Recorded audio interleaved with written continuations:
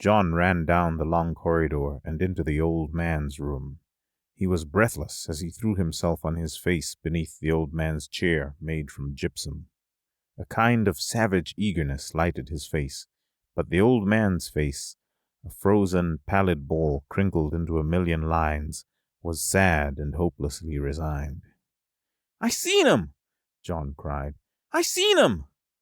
His unhealthily pallid body, though big and raw-boned, was slender and writhed with a leathery strength that comes with constant effort and exercise rather than diet and sun. The old man shrugged. His voice was a hoarse whisper in that one cavern among the 150 miles of corridors, interlocking levels and rivers that made up the underground hideaway. "So you seen 'em, John. Many have seen the Mechs. The Mechs might have seen you too. If they ever find us here, well, they'd probe us out like we were grubs. And they'd burn us with those red ray eyes. Why'd you go up on top? You know it's against the rules." John got up. His chest heaved. His eyes were polished beads in a thick nest of reddish beard. "'Cause I don't like living in this cave like a grub. I've been up twice, and now I can't stay down here any more. Nobody else got guts enough to go up, so let 'em stay down here and rot. But I'm going back up on top, Chief, and I'm staying up there." The old man leaned back. He couldn't hide the gleam of gruff respect in his eyes. "Go ahead, John, but don't come back down. Once they get on your tail, you can't shake 'em, and you'd lead 'em right back here, and then they'd get the rest of us. As far as I know, John, we're the only humans left." John's hands clenched.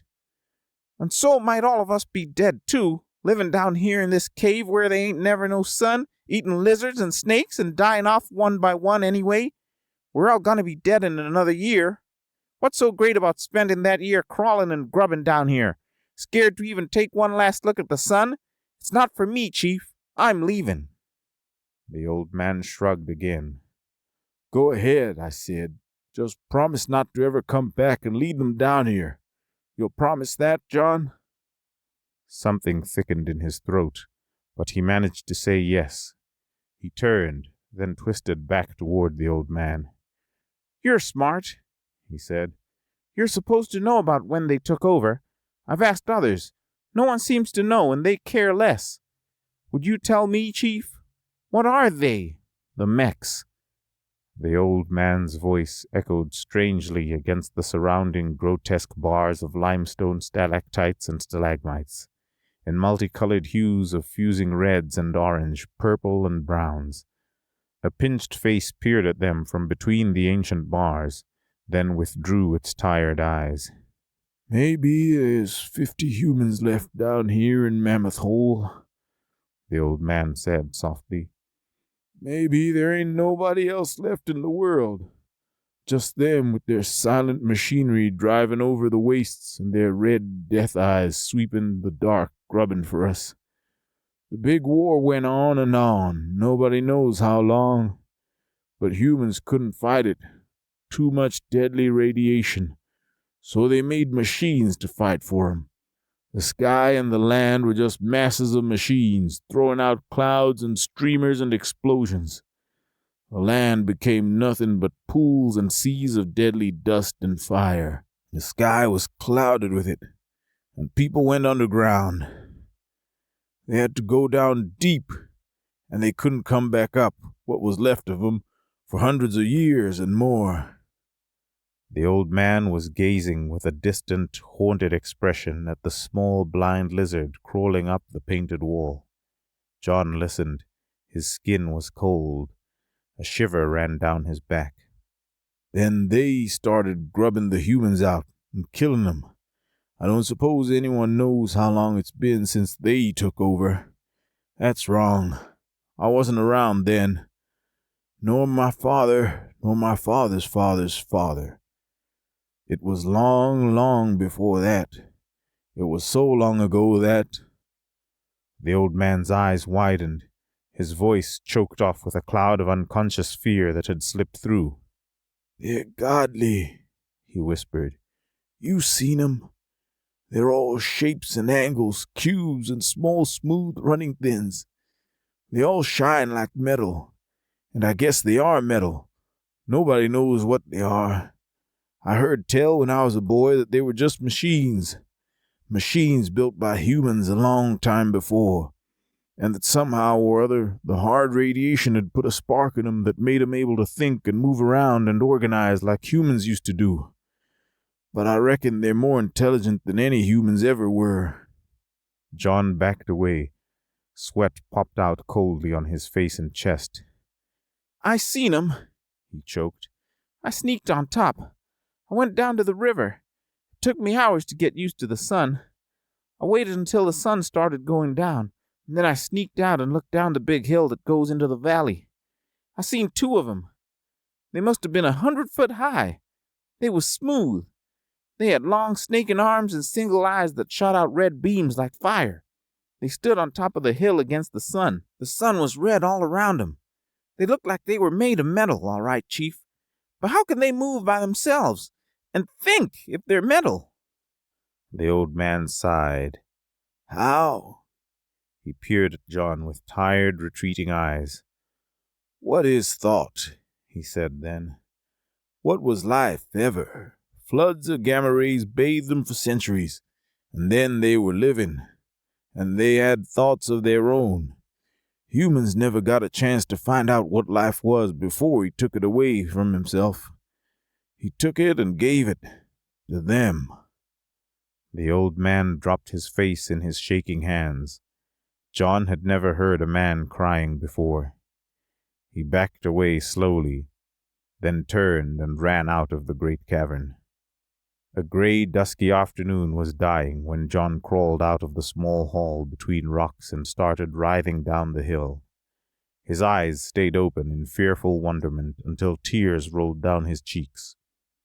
The soft greens and browns of the great forest that thinned up into the hills, there was not the slightest hint that beneath this vast silent beauty stretched the enormous grotesque underworld of Mammoth Hole, nor that in those nameless caverns and corridors along the cold and rushing and naked rivers a few unkempt savages clung to dim memories of centuries-lost power and surface civilization.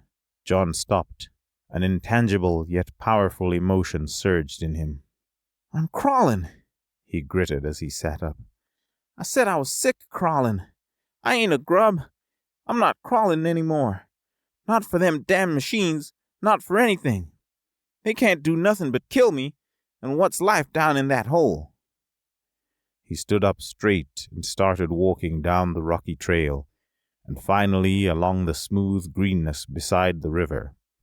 His strides were long and unhesitating, but inside him was a deep, growing horror as he remembered those shiny silver giants that had stood so silently on the hill against the red sunset. The huge, attentive, waiting stillness, and the sudden, terrible sweep of the red-beamed eye and the reaching of the metal arms. He stopped and looked down at his thin, white legs, starved of the sun, knotted and scarred from crawling over the harsh underground paths. He looked at his gnarled, pallid fingers quivering in the cold. He looked up at the sky. A few stars were showing, dimly, palely. Oh, God, give me a quick ending when my time comes. That's all I ask. Don't let me crawl any more on my belly. Give me the guts to keep walking straight up like I'm walking now. There was no answer. There was no sound except the cry of birds in the forest, the drone of insects, and other louder noises from the river. He was alone. He walked faster. But he soon tired, because he had never walked far at a time. Underground, people crawled a lot of the time through narrow holes, and under there no one could walk far unless they went in circles. He sat down to rest beneath the canopy of stars. He lay back and looked up at them, a feeling of frightful awe pressing down upon him. The night around him was colder now, and the sounds of the night had risen to a hungry song. And then he rolled over with a quick, terrible cry, leaped crouching to his feet. There were at least a dozen of them, great shiny, angular, and cubed monsters sliding noiselessly down the hill. A peculiar bluish radiance pushed out around them, bathing the surrounding night in a deadly-seeming pall. With a pathetic defiance, John picked up the heavy stone, stood with legs wide apart, holding the rock in front of him. Every nerve in him shrieked, pulling his muscles away. But he couldn't run. He couldn't run nor crawl any more. A kind of dark, resigned courage replaced the first impulses of flight, and he hurled the rock. There was a futile thud, and the rock bounced from the great unruffled wall of metal. Then, for an instant he didn't think the thoughts, the voices were anything but his own, strange, alien, terrifying, inspired by his own fears. And then he realized it was the Mechs. A grub? Yes, I thought they were all gone. No, there are some remaining deep in the soil. Central File says they are no longer of any danger, but File also retains orders to kill all organic things. John moved toward them. He moved stiffly, a strange and intangible bulwark of purpose shielding him from the screaming horror. Something of the awful indignity of his position shook him, sent a hot rage throbbing blindly past his temples. He heard his breath coming hard from tightened throat. These great, nameless things, machines, intelligent metal, it didn't matter what. They had no idea of what he was, that he had a brain, that he could think, and yet their gigantic thoughts were plain to him. Sometime so very long ago, his kind, humans, had made these things, had built them up from molten stuff, had put intricate interlocking machinery within them so that they could move, think for themselves, repair themselves. And then, humans had launched the big war, had released seething seas of basic energy, and somehow these gigantic shiny silvery things had begun to live. But to them, John, a human, a descendant of the humans that had made them and had given them life, was less than the dirt underneath their towering, invulnerable radiance, less than the dust beneath their sweeping red death eyes. They had no conception that he was anything but a pale, crawling cave worm. John walked closer. He was not so much afraid for himself now. There was more of a sweeping terror of the whole situation, the terrible futility and irony. He wasn't afraid to die, and he knew that he had to die now, that there was no escape, no defiance. He shook his fist at the silent, towering forms. Damn you! It's me! Man! I'm human! I'm not crawling! See? I'm not crawling! I'm talking to you! I'm talking and I'm thinking too! See? It's making noises. Yes, all the various species of organic life make noises peculiar to their type. Have you not seen a grub before? No, let us kill it now. We must report back to Central File. How long will it take to kill all organic life? Central File says it will take many more years, even though now most organic life has been destroyed. We must complete the task soon, you know. Man will return. Glorious man-god. Mighty man-god. Man-god the creator. Man-god the eternal. Ah, yes, mighty man-god.